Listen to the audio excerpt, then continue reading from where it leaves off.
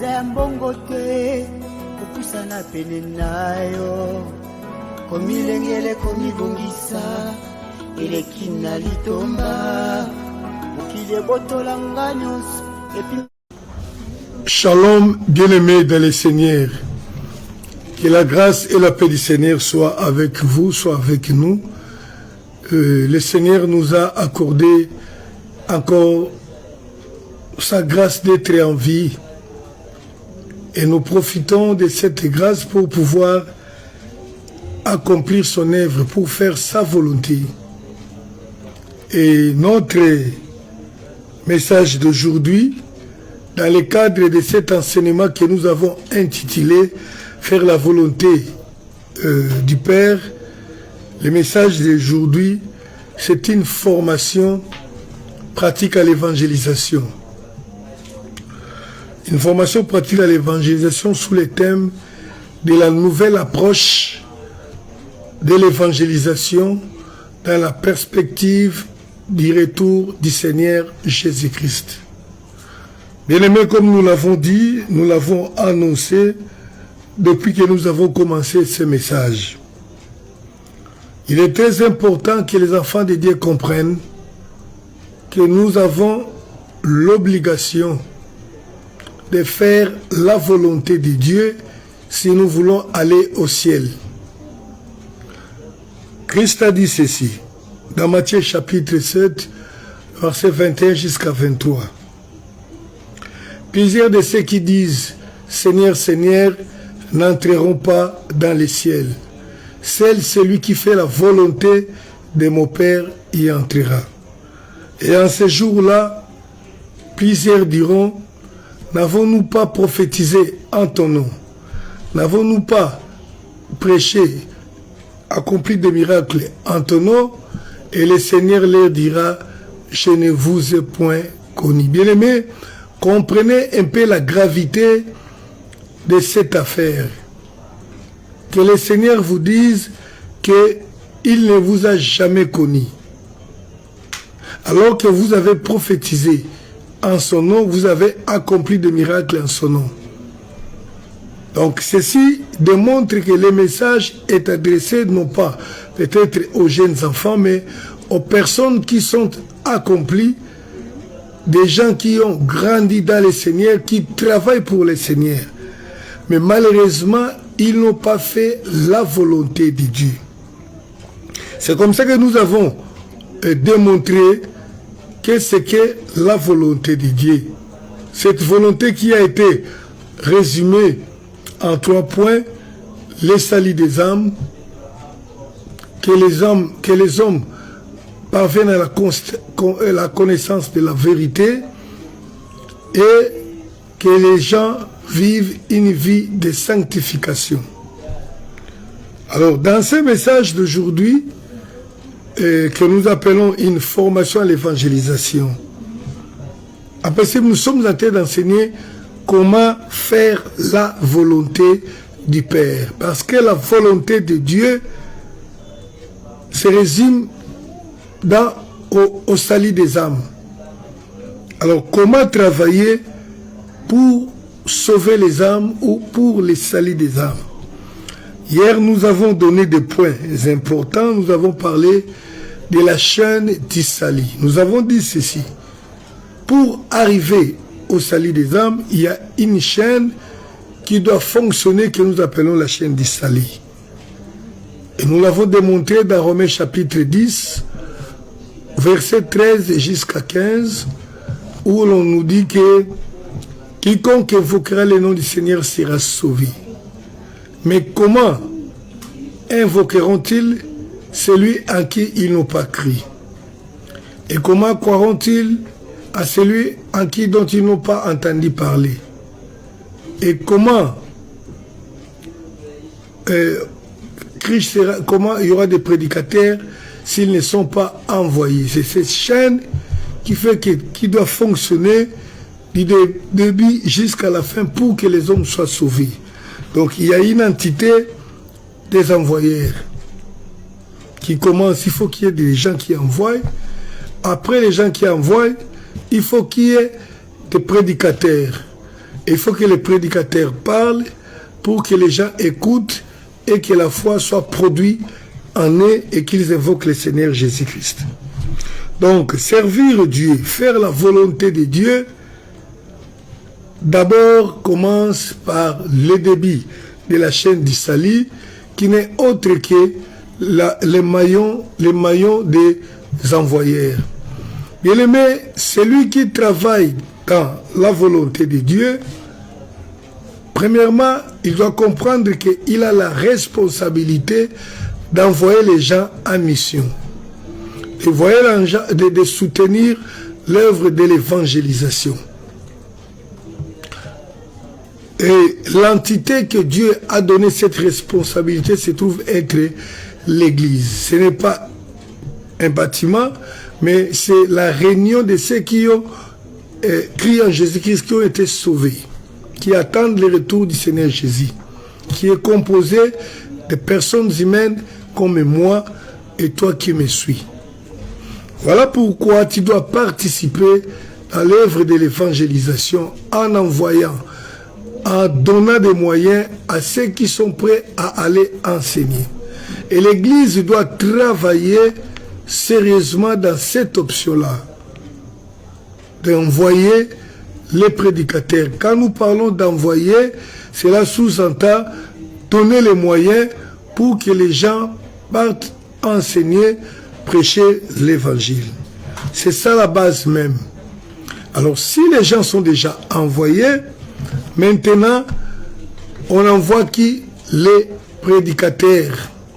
Bien aimé, il y a une chose que le Seigneur attend de nous, c'est que nous ne soyons pas pasteurs, que nous ne devenions pas apôtres, archibishops, diacres, ou je ne sais pas quoi, mais il y a une chose pour laquelle tout enfant de Dieu doit comprendre qu'il est concerné, c'est bien le témoignage de Jésus-Christ. Lorsque moi je parle de l'évangélisation, je ne vois pas la spécialité, les ministères, je vois les témoignages que Dieu nous a donnés à nous tous.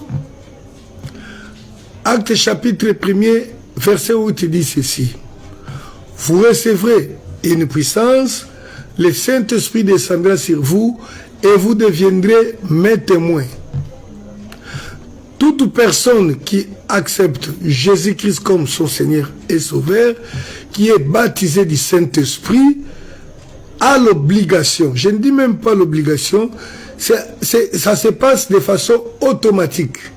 Il doit devenir le témoin de Jésus-Christ, témoigner Christ, l'amour du Christ, témoigner comment j'ai été sauvé, afin que les gens entendent et qu'ils croient et ici soient sauvés.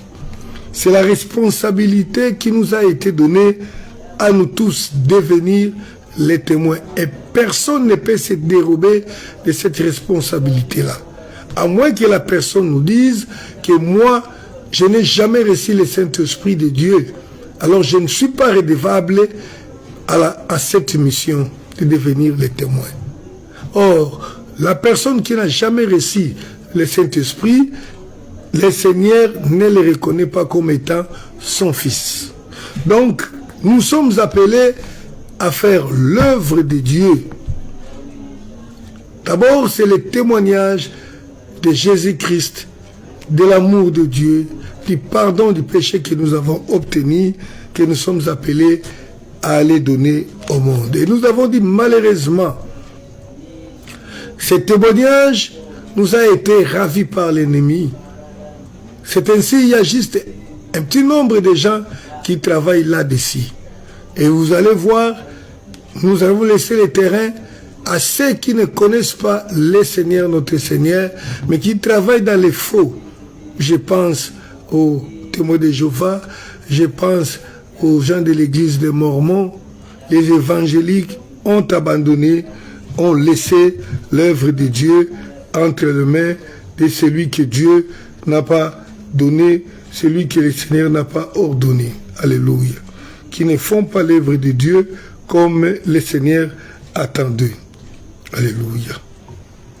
Alors, bien-aimés, c'est ainsi, dans cette option d'envoyer les prédicateurs, avant d'envoyer les prédicateurs, Christ qui a appelé le disciple, selon Matthieu chapitre 4, je pense verset 17, il a dit ceci à André et Pierre, suivez-moi et je vous ferai pêcheurs d'hommes.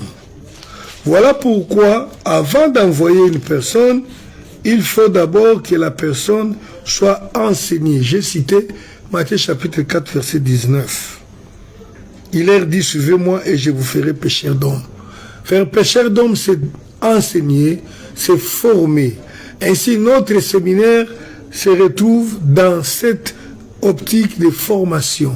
Une formation pratique qui va nous amener à faire la volonté de Dieu. Alléluia. La volonté de Dieu qui consiste à sauver les âmes. Le moyen pour sauver les âmes, c'est l'évangélisation. Ainsi, nous devons enseigner comment annoncer l'évangile de Dieu dans l'approche du retour du Seigneur Jésus-Christ. Bien-aimés, je suis en train de souligner parce que lorsque vous enseignez, vous devez savoir les objectifs pour lesquels vous êtes parti prêcher ou évangéliser. Il n'y a pas longtemps, j'ai suivi la vidéo de certains frères qui appellent les gens à une campagne.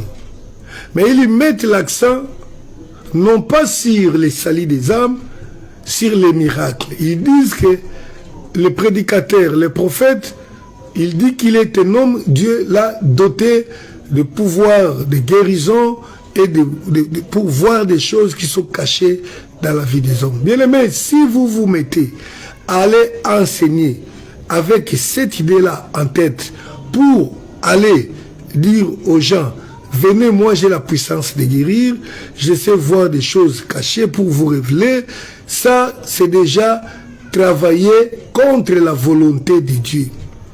Vous verrez nulle part dans la Bible que le Seigneur dit quelque part que la volonté de Dieu est que tous soient guéris. Et que la volonté de Dieu est que tous soient bénis financièrement.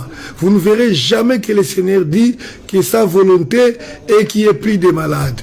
La volonté de Dieu est que tous soient sauvés. Que tous parviennent à la connaissance de la vérité. Que les gens vivent une vie de sanctification. Voyez-vous des gens qui organisent des campagnes et qui parlent plus sur les miracles, les guérisons et autres. Leur prédication sera axée pour inciter les gens à la foi pour recevoir les miracles. Et le salut sera négligé. La personne qui se donne la responsabilité d'accomplir la mission de Dieu, de faire la volonté du Père, doit mettre dans sa tête que je prêche l'évangile dans la vision, dans la perspective du retour du Seigneur Jésus. Donc je prêche l'évangile pour préparer les âmes à recevoir Christ et à être prêts pour son avènement. Alors si vous avez ça en tête, vous allez maintenant annoncer l'évangile de la façon à amener les gens à recevoir Christ, non pas seulement recevoir, mais à les préparer au retour du Seigneur Jésus-Christ. Voyez-vous tous ces gens à qui le Seigneur dit, je ne vous ai pas connus, mais ils ont travaillé, ils ont tenu des campagnes, ils ont prophétisé, ils ont guéri, mais ils n'ont pas accompli la volonté de Dieu. Le Seigneur attend de nous l'accomplissement de sa volonté. Voilà. Donc, premièrement, nous avons dit, faire la volonté de Dieu, c'était de faire fonctionner et donc envoyer les prédicateurs.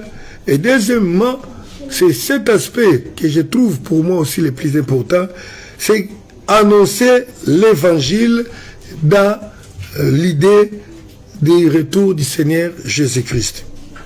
Voilà, c'est ça, faire la volonté de Dieu. Maintenant, comment annoncer l'évangile, comment prêcher avec cette vision du retour du Seigneur Jésus dans la tête. C'est pourquoi j'ai dit que c'est une formation.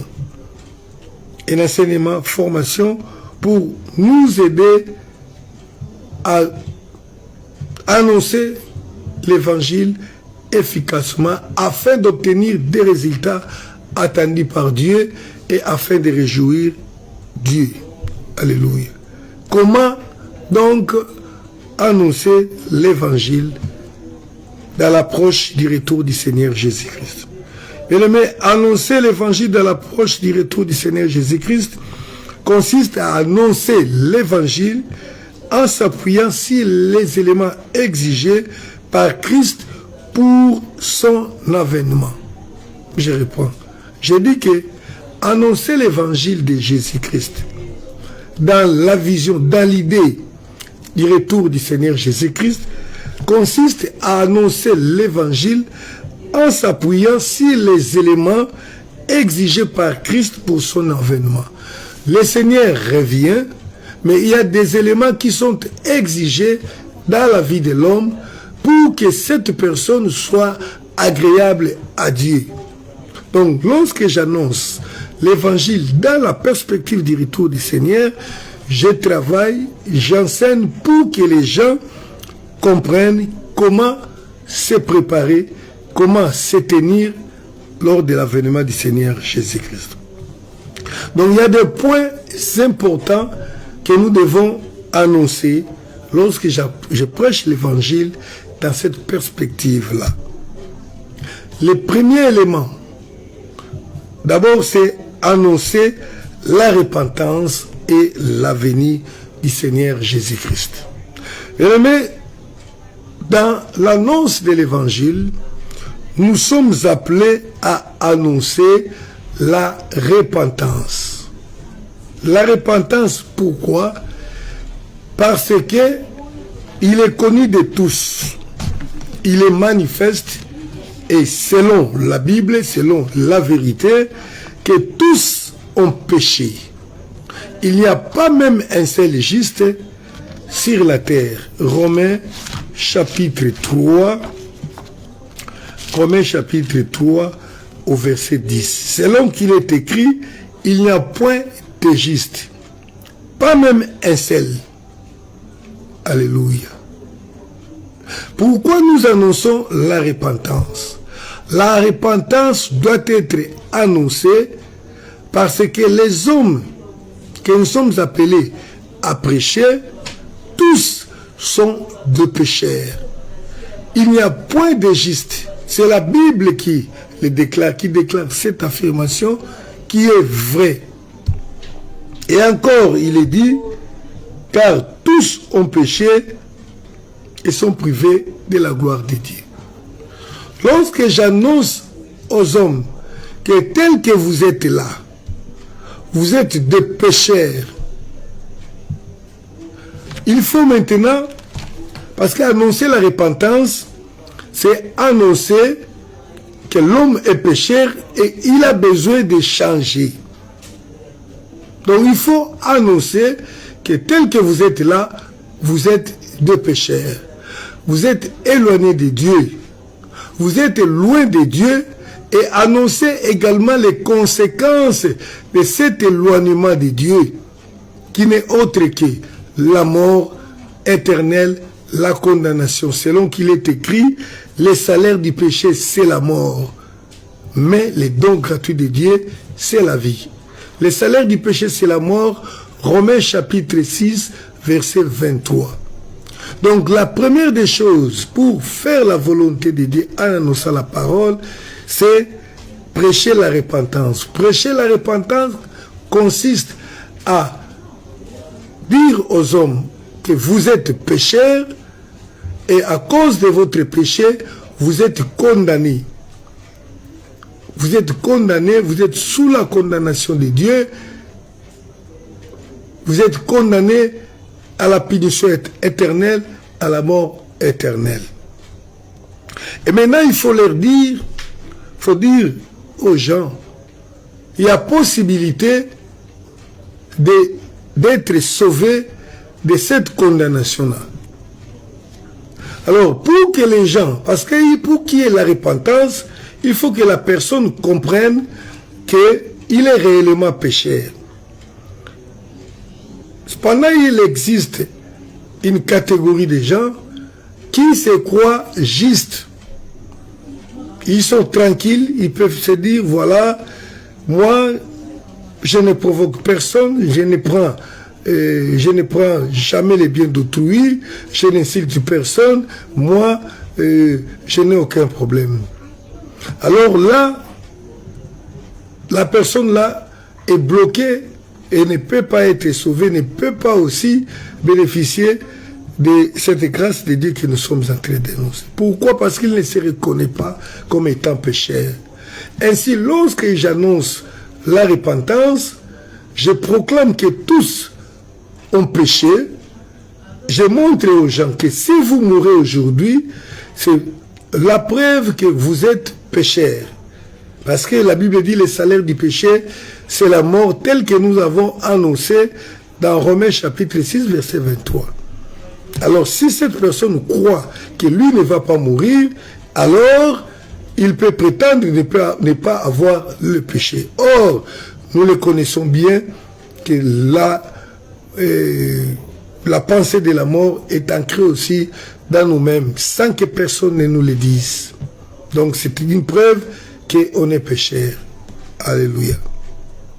Maintenant, pour que les gens comprennent réellement qu'ils sont pécheurs, moi qui suis en train de prêcher l'évangile, il faut que je cite les péchés des hommes. Et là, c'est l'œuvre du Saint-Esprit qui va nous aider. Si je suis en face des hommes, le Seigneur peut me mettre à tête de citer les péchés. Si vous êtes voleur, menteur, vous êtes rempli de la haine, vous êtes impudique, vous vivez dans l'impudicité, vous parlez de ces péchés-là en l'expliquant. Par exemple, quand je parle de l'impudicité, j'explique que tu n'as jamais marié, tu n'as jamais épousé une femme officiellement, mais tu vis avec elle. Donc, parce que les gens pensent que le péché est une notion abstraite. Mais lorsque vous leur montrez ce qui est péché, la personne qui vous écoute se retrouve maintenant que moi, j'ai été cité. Il m'est arrivé de mentir une seule fois. Donc je suis déjà pécheur. Il m'est arrivé de haïr. Il m'est arrivé de se moquer. Il m'est arrivé une fois peut-être de me dire. Il m'est arrivé de faire des commérages, de taper. Toutes ces choses-là, un seul péché suffit pour être connu pécheur et subir la condamnation de Dieu. Et là, le Saint-Esprit intervient pour révéler, pendant que je suis en train de parler, de révéler le péché caché des auditeurs. C'est comme ça que les gens disent, il a parlé de ce que moi j'ai fait, comment l'a-t-il su? La Bible dit que la parole de Dieu est comme une trait à double tranchant qui pénètre dans l'âme jusqu'à la division de l'âme et qui sort les pensées cachées de l'homme. Donc c'est comme ça que ça doit se passer. Mais il y a les prédicateurs qui ont peur de parler du péché. Ils ne citent pas les péchés. Ils disent tout simplement que c'est lui qui commet les péchés. Mais si vous n'avez pas l'habitude de citer les péchés, parce que vous avez peur, sachez que vous ne faites pas l'œuvre de Dieu. Il y a des gens, quand vous avez dans l'assemblée quelqu'un que vous connaissez qui est voleur, vous vous dites, si je dis que le voleur, Dieu n'aime pas les voleurs, c'est un péché, il saura que je suis en train de lui parler. Non. Normalement, si je suis en face, dès que je suis en train de prêcher, je vois la personne et que je la reconnais comme étant un menteur, je dois dire que le mensonge est un péché, ce qui est en cours la condamnation, le rejet de l'homme par Dieu. C'est très important. Parce que nous devons annoncer la repentance. Ça, c'est là, il n'y a point de salut. Comment les hommes doivent se repentir s'ils ne se reconnaissent pas dans le péché? Donc il faut parler du péché, il faut insister. Et il faut annoncer le retour ou bien la venue très proche du Seigneur Jésus-Christ. Et il vient pourquoi? Il vient pour rémunérer ceux qui ont crié à lui pour condamner. Il faut que les gens comprennent que le Seigneur Jésus revient. Lorsque nous annonçons la repentance, donc nous expliquons comment ça se passe. Je ne sais pas s'il faut que j'enseigne encore sur la repentance. Mais nous sommes appelés à expliquer comment la repentance se passe. La repentance se passe lorsque nous annonçons les péchés et que la personne comprend et que la personne est convaincue par le Saint-Esprit qu'il est un pécheur. Il demande pardon à Jésus, non pas seulement demander pardon, mais il prend d'abord la décision de ne plus continuer dans le péché.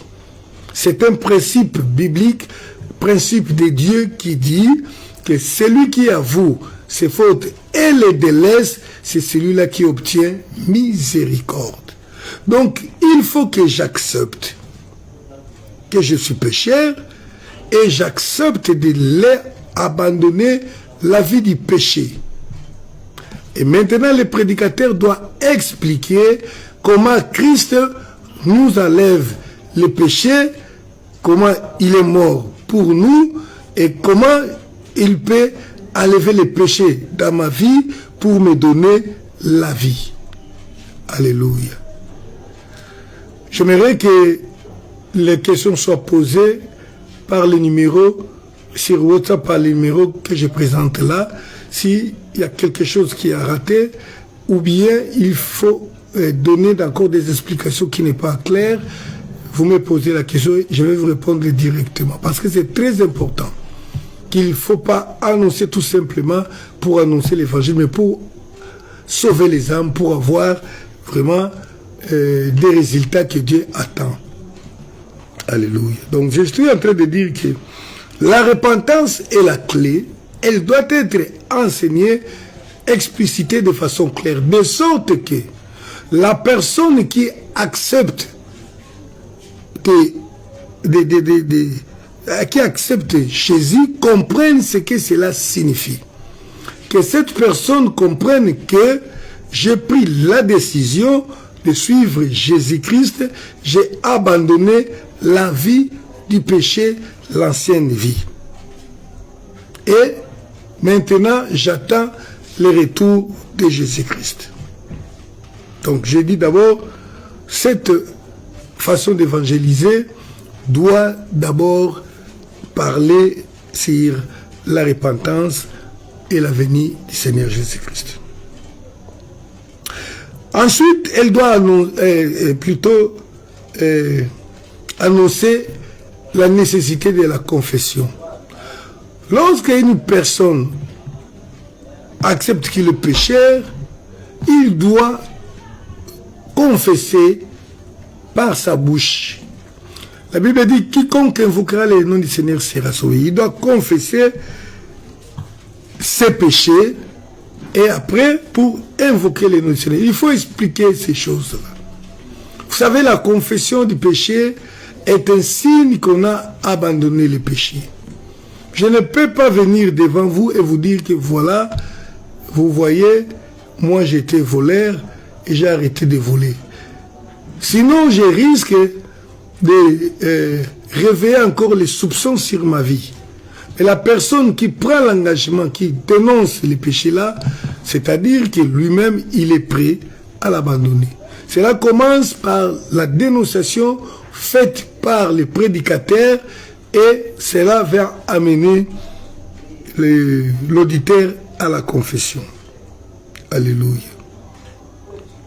Et lorsque je prêche l'évangile, je dois exiger aux personnes qui veulent accepter Christ la production des fruits de la repentance. C'est-à-dire quoi?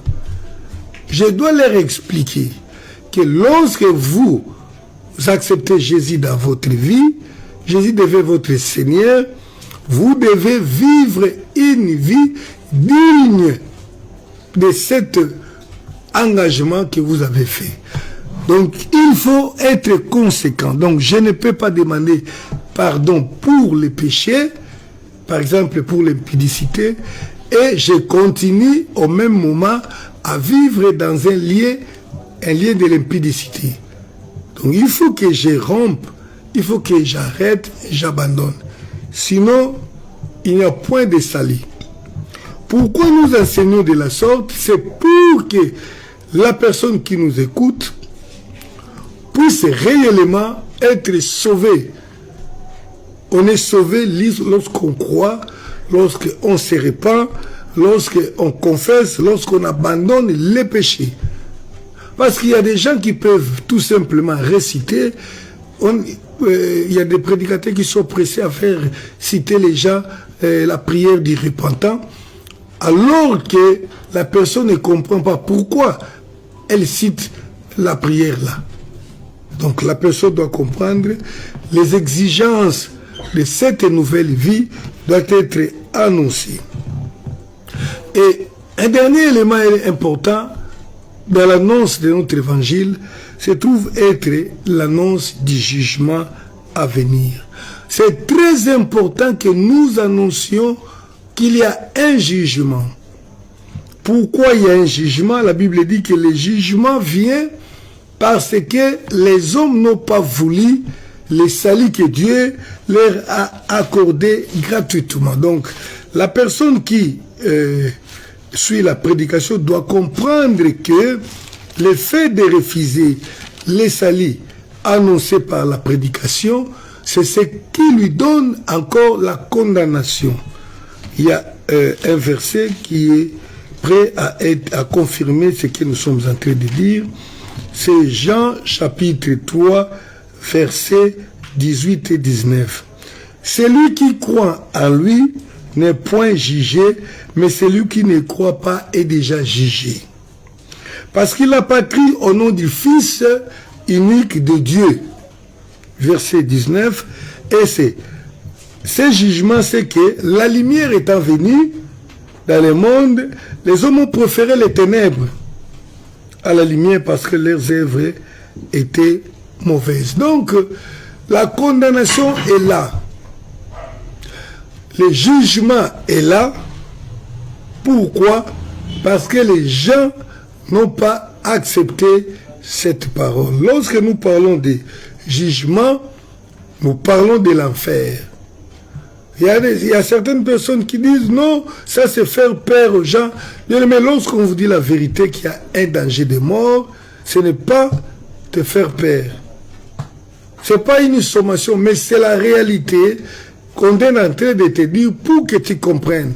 Parce que personne ne va dire, il n'est pas bon que tu dises, lorsque tu vas te retrouver dans ces cas-là, voilà, je ne savais pas que l'enfer aussi existait, comme d'aucuns l'enseignent faussement.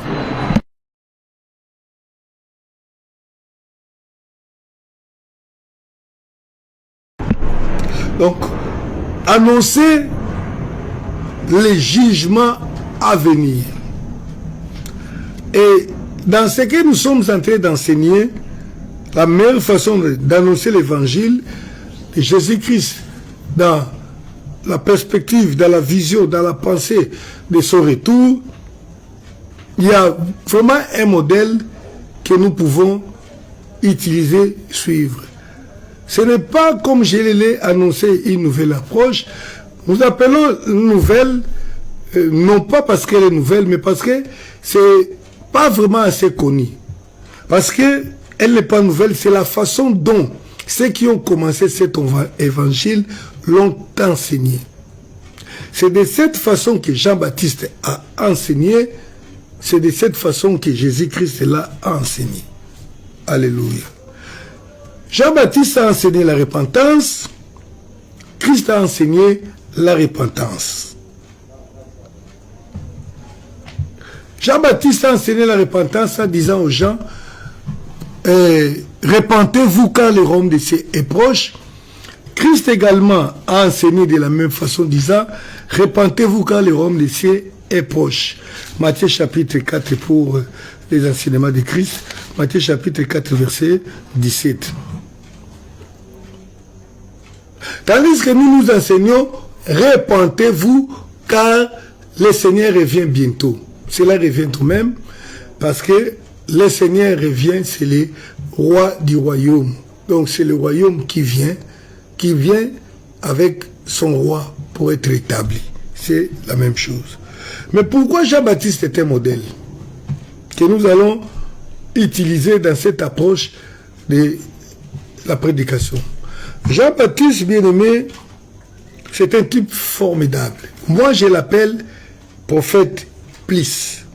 Alléluia. C'est Christ qui l'a surnommé ainsi. Dans Matthieu chapitre 11, versets 9 à 12. Christ dit ceci, à propos de Jean-Baptiste. Matthieu 11, il dit ceci. Qu'êtes-vous donc allé voir?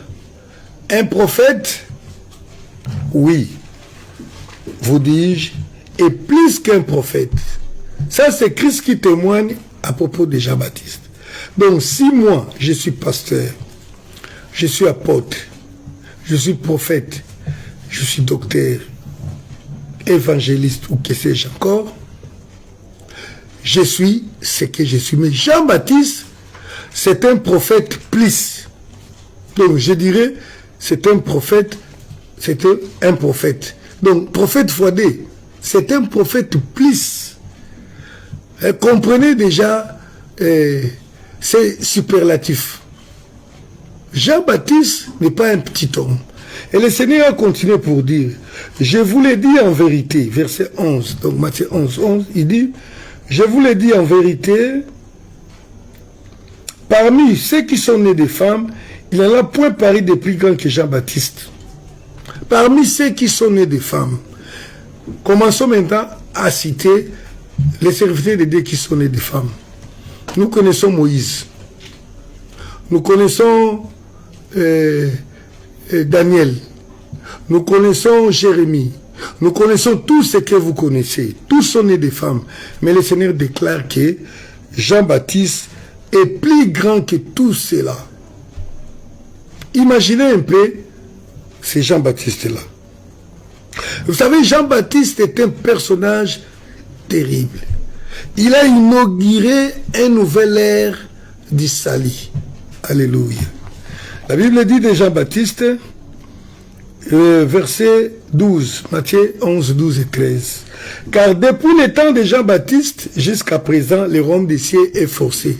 Ce sont les violents qui s'en emparent. Car tous les prophètes et la loi ont prophétisé jusqu'à Jean. Alléluia. Et si vous voulez le comprendre, c'est lui qui les lit, qui devait venir.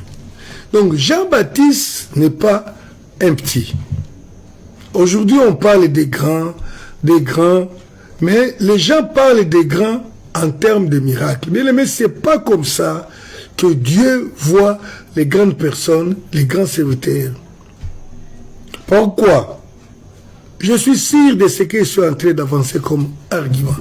Parce que Jean chapitre 10, verset 41 nous dit que Jean-Baptiste n'a fait aucun miracle.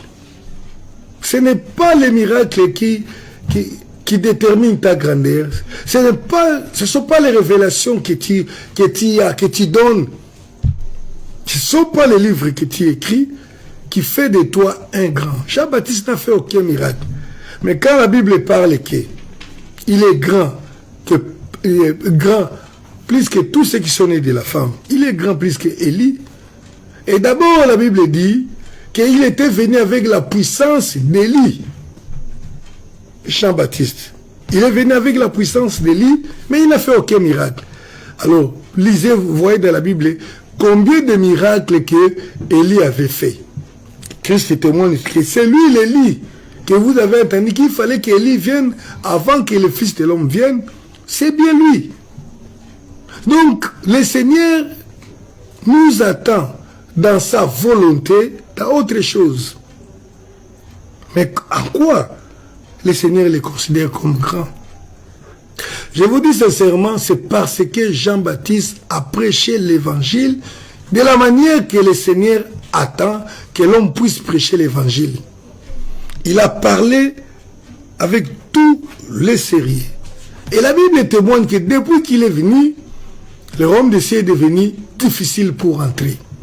Les prophètes ont prophétisé, la loi a parlé, mais Jean est venu, les choses ont changé. Pourquoi? Jean, c'est pas un petit homme. Voyez-vous, ce que Jean a vécu, la vie des gens. La Bible dit, il s'habillait d'une peau, la peau d'un animal. Imaginez-vous une personne, au moment où il y avait déjà des habits en lin, en coton, le cuir, il y en avait, lui, il n'a pas fait attention à cela, il s'est habillé en peau. Mais aujourd'hui, toi, tu peux dire, Seigneur, je n'arrive pas à te servir parce que je n'ai pas d'habit, je souffre. Le Seigneur regarde, il dit, mais voilà, Jean-Baptiste n'avait pas d'habit, il s'habillait de la peau. Donc la peau, c'est la peau qui n'est pas traitée. Le cuir, c'est autre chose, c'est quand même l'élix. La Bible dit qu'il portait une ceinture, donc la ceinture était de cuir. Mais il ne portait pas l'habit à cuir. La Bible dit qu'il se nourrissait des sauterelles, mais il y a des gens aujourd'hui qui pêchent, qui se compromettent tout simplement à cause du pain, à cause de la famine, de la faim. Jean-Baptiste a supporté toutes ces choses-là. Combien de gens ont abandonné le Seigneur parce que le mariage n'a pas marché, et tout ceci et cela. Mais Jean-Baptiste ne sait pas s'occuper du mariage. Beaucoup de gens ont abandonné le Seigneur parce qu'ils n'ont pas de maison, ils ont perdu les affaires.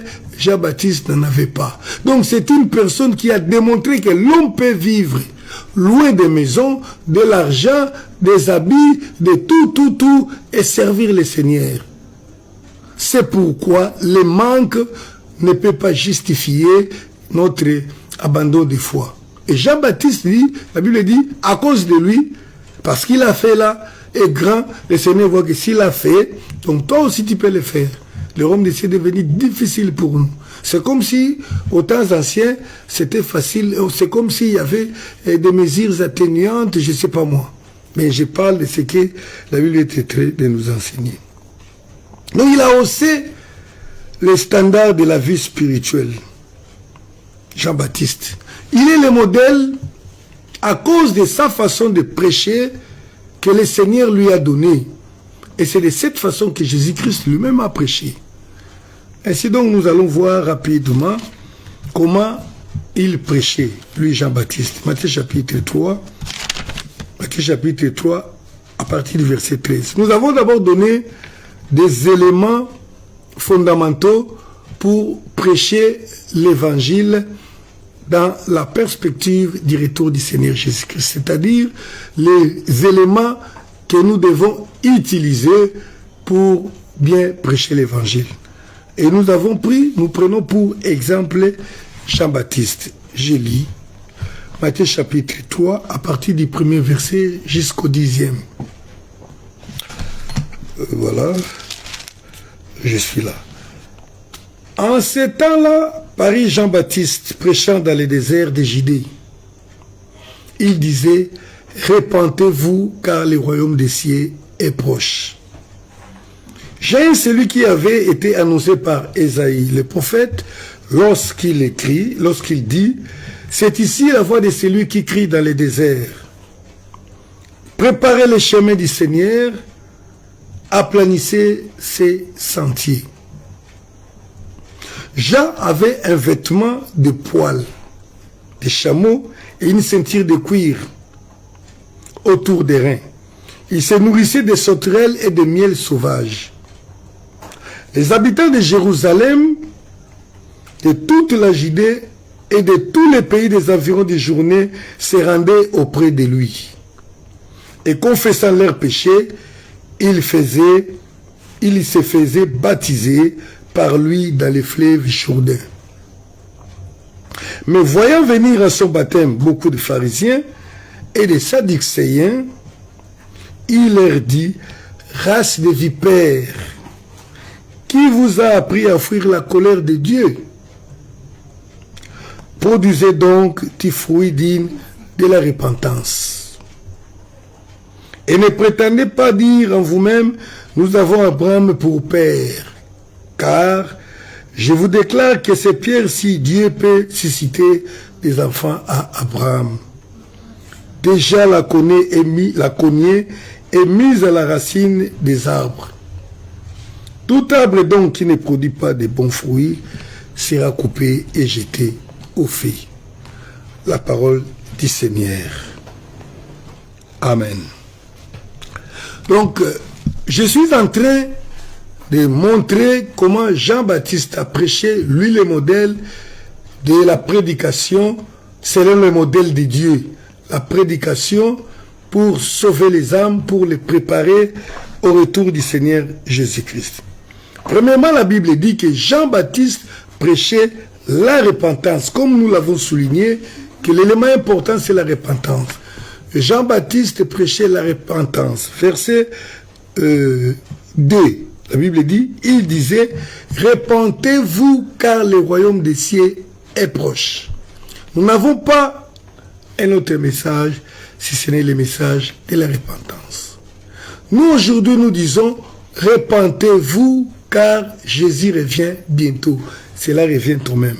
Jean-Baptiste a parlé de la repentance de la manière la plus sérieuse, comme nous venons de l'indiquer tout à l'heure là. Nous descendons. Et quelque part, la Bible dit que lorsque Jean-Baptiste enseignait, les gens venaient confesser leurs péchés. Et nous avons dit qu'il faut, lorsqu'on prêche la repentance, il faut parler du péché. Lorsque vous ne dénoncez pas, vous ne citez pas les péchés, les gens estiment que cela ne leur concerne pas. Ça concerne d'autres personnes. Beaucoup de gens ont l'habitude de dire tout simplement abandonner les péchés, mais ils ne parlent pas de ces péchés-là. Il faut expliciter qu'est-ce qui est péché. Par exemple, prendre les biens d'autrui sans autorisation, c'est un péché, c'est du vol. Par exemple, épouser une seconde femme, c'est le péché, c'est l'impudicité. Donc il faut être clair, il faut parler de toutes ces choses-là. C'est de cette façon-là, parce que la Bible dit, les gens venaient confesser leurs péchés. Jean-Baptiste parlait clairement de cela. Si nous ne parlons pas de péché, les gens ne se sentiront pas condamnés et ils ne se repentiront même pas. Et il n'a pas hésité à citer ce qu'il voyait. Il a appelé à un certain moment, et ces gens-là, il leur dit, race de vipères. Voyez-vous, aujourd'hui, nous avons cette façon d'être un peu conciliant. Vous êtes devant les pécheurs, vous ne voulez pas appeler pécheurs, vous dites, si vous dites ça, c'est offenser les gens. Non. Imaginez-vous, les gens viennent comme ça, Jean-Baptiste leur dit, race de vipères. Donc, quand quelqu'un est voleur, il faut dire, tu es voleur. Alléluia. Et c'est comme ça que Christ est prêché. Parce que la Bible dit, comme nous avons lu là, que Christ prêchait la repentance. Il n'hésitait pas à dire aux pharisiens, vous, les parisiens, vous êtes des hypocrites.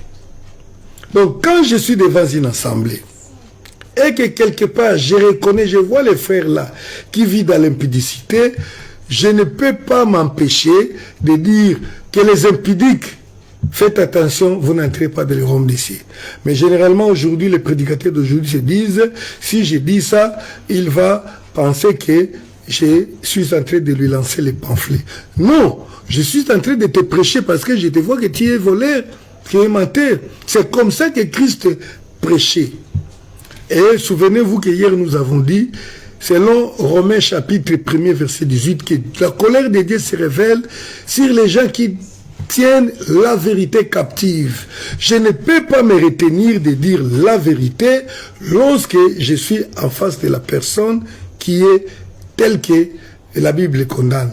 Sinon, je suis celui qui retient la vérité de Dieu et qui va encourir la colère de Dieu. Jean-Baptiste était clair là-dessus. Et il insistait même dans sa prédication pour que les gens produisent les fruits de la repentance. Il leur dit, ne venez pas juste pour dire nous sommes les enfants d'Abraham, mais si vous venez vous faire baptiser, convertissez-vous réellement, produisez des fruits de la repentance. Donc il enseigner cette repentance dans sa profondeur. La personne qui vient, qui accepte Jésus, il doit comprendre que je dois abandonner les péchés pour lesquels j'ai demandé pardon à Dieu. Afin que le principe de Dieu soit validé, parce que le principe est que celui qui avoue ses péchés et qui les délaisse obtient miséricorde. Donc j'ai avoué, j'ai abandonné, alors le Seigneur peut me pardonner. Jean-Baptiste, lorsqu'il enseignait, il a enseigné aussi les jugements. Il me parlait de l'enfer, du jugement de Dieu, ce n'est pas faire peur aux gens. Jean-Baptiste a dit ceci, tout arbre donc qui ne produit pas de bons fruits sera coupé et jeté au feu. Donc il était en train d'annoncer qu'il y a un jugement pour ceux qui ne se convertiront pas. Parce que les gens ne veulent pas qu'on leur dise, si vous faites ça, vous irez en enfer. Et là, vous devenez, je ne sais pas, un ennemi, un prédicateur de condamnation. Mais non, ce n'est pas moi qui te condamne. Je te dis que si tu continues, tu seras condamné. Et c'est très important. Jean-Baptiste a enseigné la vérité. Il n'avait pas à esquiver certaines choses. Imaginez-vous quelqu'un qui dit ouvertement au roi Hérode, et il lui dit, il n'était pas permis d'épouser la femme de ton frère, Hérodias. Mais ce n'est pas ce que nous voyons aujourd'hui. Lorsqu'un prédicateur se retrouve devant un chef de l'État, il commence à l'aménager. Non. Parler du mal, ce n'est pas insulter. Nous ne vous envoyons pas d'aller insulter les gens, mais de leur dire la vérité. Vous savez, même Élie, il avait dit à Akab, Akab, c'est à cause de toi que le pays souffre. Une fois dans la vie, j'ai vécu cette histoire comme ça dans notre pays, au Congo. Il y a un pasteur, au jour d'un culte là, que les autorités eux-mêmes avaient demandé, un culte, je ne sais pas, à l'occasion, je ne sais pas de quoi, et le pasteur Ekofo, lorsqu'il s'est tenu devant les responsables de l'État, il leur a dit ouvertement, vous avez détruit le pays, vous êtes en train de les vendre, mais sachez que. Alléluia. Donc c'est ça, la prédication qui peut changer l'homme, la prédication qui peut amener l'homme à la repentance. Bien aimé, nous n'avons aucune obligation sur les résultats. Nous avons l'obligation de prêcher exactement la parole de Dieu. Les résultats, c'est Christ qui les produit. Jean-Baptiste, lorsqu'il était devant les militaires, imaginez-vous, tu es invité à aller prêcher au camp militaire, devant les militaires. Mais si je connais votre péché chéri, alors je vais m'attaquer sur ça. Ouais. Il a dit aux militaires, vous, contentez-vous de votre salaire. N'arrachez pas les biens d'autrui. Parce qu'il savait que les militaires avaient cette habitude-là. Lorsqu'il était devant les collecteurs de l'impôt, il leur dit, n'exigez pas ce qui n'a pas été demandé. Donc il ne faut pas que tu puisses dire, donc voilà, on a demandé la taxe 500, mais toi tu demandes 520, 550. Donc c'est de cette façon-là que nous devons enseigner l'évangile. Alléluia. Et montrer les chemins, comment faire. Il enseignait, il disait que celui qui a des tuniques donne à celui qui a manque. Donc il est un modèle. Si nous voulons prêcher l'évangile du Seigneur avec efficacité, nous devons dénoncer le mal en face. Mais lorsque nous parlons surtout aux troisième personnes, devant moi j'ai un auditeur qui m'écoute, moi j'ai dit, comme si je dois vous parler, si c'est vous voyez, vous tutoyez, mais je vous parle à vous. Je vous dis, repentez-vous, ou je te dis, repens-toi, abandonne les péchés. Mais il n'y a pas autre chose dans le monde. Le problème du monde, ce n'est pas le chômage, le manque de la démocratie, les difficultés, le manque de courant dans certains endroits. Le problème du monde, c'est le péché. Même si je me retrouve aux États-Unis et que je dois annoncer l'évangile, je commence à vous appeler à la repentance, car la Bible dit que tous ont péché. Et là, ça ne rate pas. Alléluia. Donc Jean-Baptiste nous a montré comment nous pouvons annoncer l'évangile dans la vision du retour du Seigneur Jésus-Christ. Comme il a annoncé. Et si nous ne le faisons pas comme ça, nous n'allons pas produire des résultats. Mais cette façon d'annoncer l'évangile est une façon qui va nous attirer des problèmes. Alléluia. Il faut être conséquent. Lorsque nous choisissons d'annoncer l'évangile dans toute sa véracité, nous ne serons pas aimés. Jamais j'ai vu Christ annoncer l'évangile et les gens applaudir, les gens crier de joie. Non, et parfois même on cherchait à les tuer. Ils s'échappaient d'eux. C'est comme ça que ça doit se passer. Lorsque vous annoncez comme Christ, comme Jean-Baptiste, vous serez ennemi de beaucoup de gens. Et Jean-Baptiste était arrêté à cause de ça. J'ai toujours plaint ces prédicateurs qui appellent Jean-Baptiste, qui disent de Jean-Baptiste, les audacieux, qui disent Jean-Baptiste avait manqué de la sagesse. Bien aimé, Jean-Baptiste qui a été rempli du Saint-Esprit dès le sein de sa maman, ne peut pas être comparé à nous qui l'avons réussi en âge adulte comme ça. C'est pas normal. C'est tout simplement parce que nous voulons être bien avec tout le monde. Nous craignons pour notre propre vie. Et c'est la raison pour laquelle nous ne prêchons pas selon que Dieu le veut. Oh non, voilà, si tu commences à parler de ces choses-là, tu as des enfants, tu vas laisser tes enfants, tu seras emprisonné. Jean-Baptiste nous a montré la façon dont on doit annoncer l'évangile.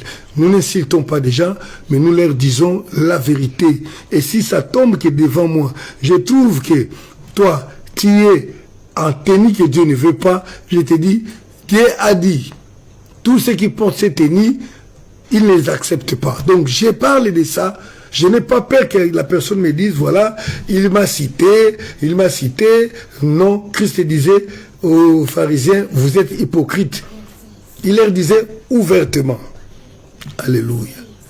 Donc, annoncer l'évangile dans la vision du retour du Seigneur Jésus-Christ consiste à enseigner la repentance, à annoncer le retour de Jésus, à expliquer la repentance, à dénoncer les péchés et à être prêt aussi à accepter tous les ennuis que cela peut amener. Parce que cela est évident que les ennuis vont nous attendre. Alléluia. Mais là, nous avons annoncé de façon générale la façon dont nous pouvons annoncer l'évangile. Parce que nous avons annoncé deux catégories de gens, l'évangile. Vous savez, pour la première fois, lorsque Christ a envoyé les disciples, il leur a dit, allez vers les brebis perdues de la maison d'Israël. La deuxième fois, il a dit, allez prêcher toutes les nations. C'est bien différent. Donc, lorsque nous prêchons, par exemple ici, là je suis en face, je suis en train de montrer comment on peut prêcher tout le monde. Donc, je suis en face des gens, des incroyants. Lorsque je suis en face des gens qui se disent chrétiens, parfois il y a des chrétiens qui sont perdus aujourd'hui. Les chrétiens, donc les brebis perdus. Les chrétiens qui croient être prêts pour le retour du Seigneur Jésus-Christ, alors qu'ils sont déjà perdus à cause de certains manquements.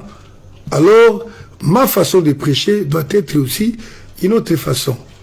Parce que il faut que maintenant, j'entre dans le volet d'annoncer la vérité, parce que la volonté de Dieu, c'est que tous parviennent à la connaissance de la vérité. Il faut que j'annonce cette vérité-là qui parfois est ignorée, et aussi annoncer la sanctification-là, qui est une condition, selon le modèle de Dieu. Voilà, c'est à quoi nous allons parler demain. Annoncer l'évangile aux brebis perdues. Comment le faire? Toujours dans la perspective du retour du Seigneur Jésus-Christ. Parce que les brebis perdues, Bon, il a parlé d'Israël parce qu'il connaissait déjà Dieu, mais il ne se comportait pas comme Dieu le voulait.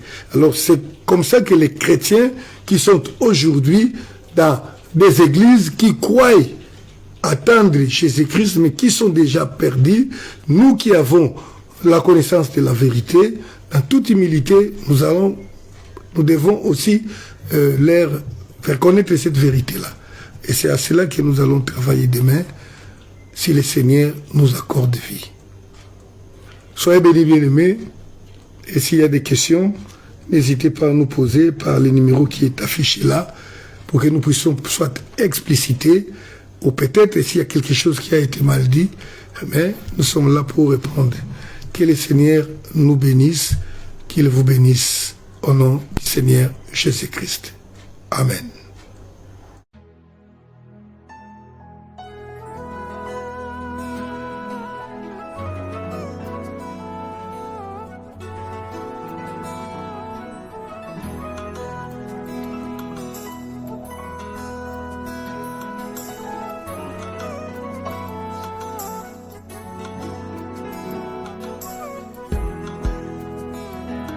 eza ya mbongo te kopusana pene na yo komilengele komibongisa eleki na litomba mokili ebotola nga nyonso epi